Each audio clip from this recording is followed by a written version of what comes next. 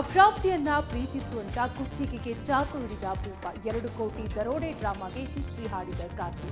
ಬೆಳೆ ನಾಶ ಆಗ್ತಿದೆ, ಯೂರಿಯಾ ಕೊಡಿ ಅಂತ ರೈತರು ಆಗ್ರಹ. ಎಲ್ಲ ಸುದ್ದಿಗಳನ್ನು ನೋಡೋಣ ಕರ್ನಾಟಕ ಟಾಪ್ 20ಯಲ್ಲಿ.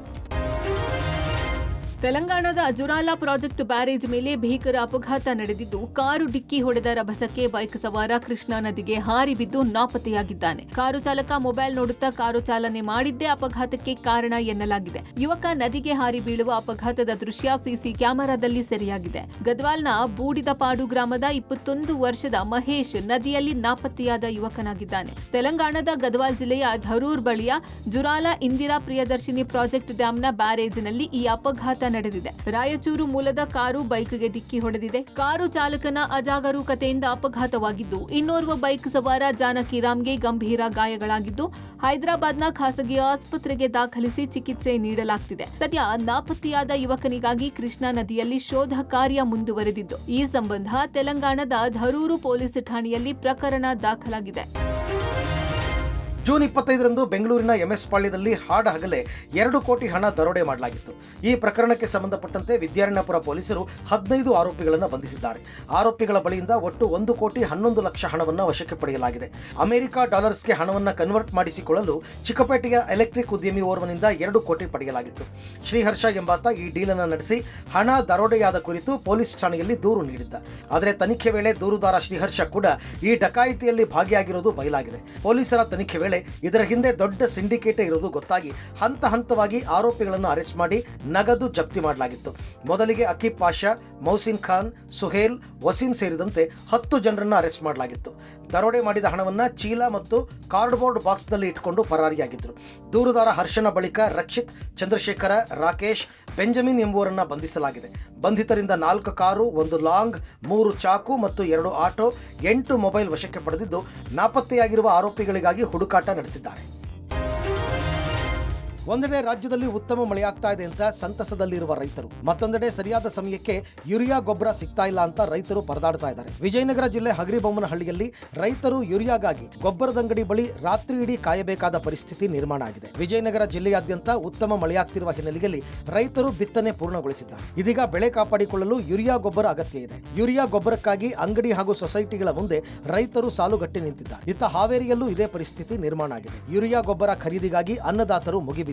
ಜಿಟಿ ಮಳೆಯಿಂದ ರೈತರು ಬೆಳೆದ ಮೆಕ್ಕೆಜೋಳ ಹಳದಿ ಬಣ್ಣಕ್ಕೆ ಬರ್ತಾ ಇದೆ. ಸಮಯಕ್ಕೆ ಸರಿಯಾಗಿ ಯೂರಿಯಾ ಗೊಬ್ಬರ ಹಾಕ್ತಾ ಇದ್ರೆ ಮೆಕ್ಕೆಜೋಳದ ಬೆಳೆ ನಾಶವಾಗುತ್ತೆ ಅಂತ ರೈತರು ಅಳಲು ತೋಡಿಕೊಂಡಿದ್ದಾರೆ. ಇತ್ತ ಅಧಿಕಾರಿಗಳು ಮಾತ್ರ ಯೂರಿಯಾ ಗೊಬ್ಬರಕ್ಕೆ ಕೊರತೆ ಇಲ್ಲ ಅಂತ ಇದ್ದಾರೆ.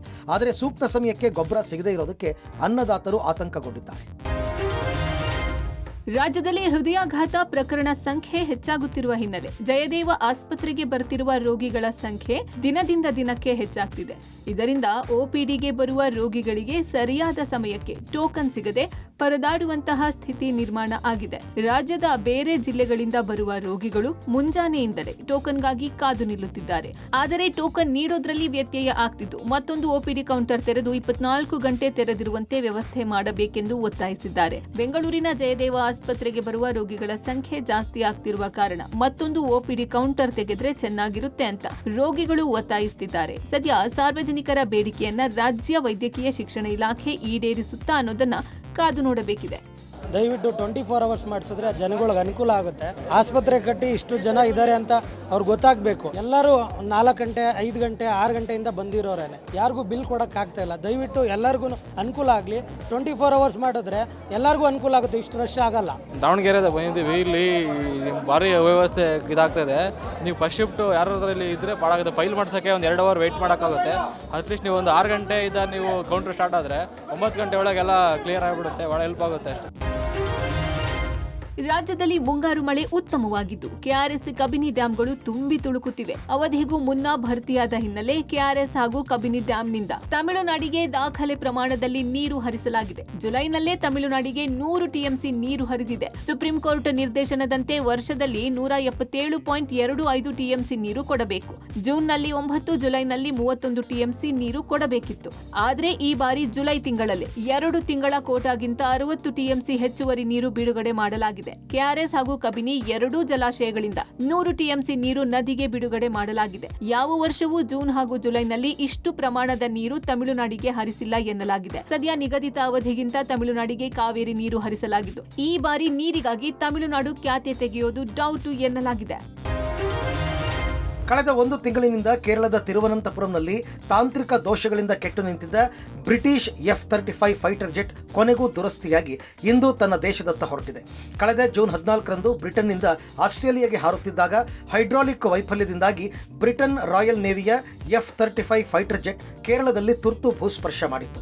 ಬಳಿಕ ಶತ ಪ್ರಯತ್ನಗಳ ನಂತರ ವಿಮಾನ ದುರಸ್ತಿ ಆಗಿರಲಿಲ್ಲ. ಹೀಗಾಗಿ ಜುಲೈ 2ರಂದು ರಾಯಲ್ ಸೇನೆ ಯುಕೆಯ ವಿಶೇಷ ಎಂಜಿನಿಯರ್ಗಳ ತಂಡ ಆಗಮಿಸಿ ವಿಮಾನದ ತಾಂತ್ರಿಕ ದೋಷವನ್ನು ಸರಿಪಡಿಸುವಲ್ಲಿ ಯಶಸ್ವಿಯಾದರು. ಸುಮಾರು 1 ತಿಂಗಳ ಕಾಲ ತಿರುವನಂತಪುರಂ ವಿಮಾನ ನಿಲ್ದಾಣದಲ್ಲಿ ಏರ್ ಇಂಡಿಯಾ ಹ್ಯಾಂಗರ್ನಲ್ಲಿ ಇರಿಸಲಾಗಿತ್ತು. ಲ್ಯಾಂಡಿಂಗ್ ಚಾರ್ಜ್ ಹೊರತಾಗಿ ದೈನಂದಿನ ಬಾಡಿಗೆ ಮತ್ತು ಪಾರ್ಕಿಂಗ್ ಶುಲ್ಕವನ್ನು ಕೂಡ ವಿಧಿಸಲಾಗಿತ್ತು ಅಂತ ವಿಮಾನ ನಿಲ್ದಾಣದ ಅಧಿಕಾರಿಗಳು ತಿಳಿಸಿದ್ದಾರೆ. ಸದ್ಯ ಜಗತ್ತಿನ ಸುಧಾರಿತ ಯುದ್ಧ ವಿಮಾನಗಳಲ್ಲಿ ಒಂದಾಗಿರುವ ಈ ಯುದ್ಧ ವಿಮಾನ $110 ಮಿಲಿಯನ್ ಮೌಲ್ಯವನ್ನು ಹೊಂದಿದೆ. ಕ್ರಿಶ್ಚಿಯನ್ ಧರ್ಮಕ್ಕೆ ಮತಾಂತರವಾಗಿದ್ದ ಸುಮಾರು 15 ಕುಟುಂಬಗಳ 50ಕ್ಕೂ ಹೆಚ್ಚು ಮಂದಿಯನ್ನು ಹಿಂದೂ ಧರ್ಮಕ್ಕೆ ಮರುಮತಾಂತರ ಮಾಡಲಾಗಿದೆ. ಚಿಕ್ಕಬಳ್ಳಾಪುರ ಜಿಲ್ಲೆ ಗೌರಿಬಿದನೂರು ತಾಲೂಕಿನ ವಿದುರಾಶ್ವಥ ಗ್ರಾಮದಲ್ಲಿ ಈ ಘಟನೆ ನಡೆದಿದೆ. ಗೌರಿಬಿದನೂರು ತಾಲೂಕಿನ ನಾಗಸಂದ್ರ, ಗಾಂಧಿನಗರ, ಕದಿರೇನಹಳ್ಳಿ ಸೇರಿದಂತೆ ತುಮಕೂರು ಜಿಲ್ಲೆ ಮಧುಗಿರಿ ತಾಲೂಕಿನ ಕೊಡಿಗೇನಹಳ್ಳಿ ಗ್ರಾಮದ 15 ಕುಟುಂಬಗಳ 50ಕ್ಕೂ ಹೆಚ್ಚು ಮಂದಿ ಕ್ರಿಶ್ಚಿಯನ್ ಧರ್ಮದ ಆಚಾರಗಳನ್ನು ಪಾಲನೆ ಮಾಡ್ತಾ ಇದ್ರು. ದೇವಾಲಯಗಳಿಗೆ ಹೋಗೋದನ್ನೇ ಮರೆತಿದ್ದ ಜನರ ಮನಪರಿವರ್ತನೆ ಮಾಡಿದ ಬಿಜೆಪಿ ಮುಖಂಡ ರವಿ ನಾರಾಯಣ ರೆಡ್ಡಿ ಎಲ್ಲರನ್ನೂ ಮರಳಿ ವಾಪಸಿ ಮಾಡಿಸುವಲ್ಲಿ ಯಶಸ್ವಿಯಾಗಿದ್ದಾರೆ. ಗೌರಿಬಿದನೂರು ತಾಲೂಕಿನ ವಿಧುರಾಶ್ವಥ ಗ್ರಾಮದ ಅಶ್ವತ್ಥನಾರಾಯಣ ದೇವಾಲಯದಲ್ಲಿ ವಿಶೇಷ ಪೂಜೆ ಮಾಡಿ ಹೋಮ ಹವನ ಮಾಡಿ ವಾಪಸಿ ಕಾರ್ಯಕ್ರಮ ನಡೆಸಲಾಗಿದೆ.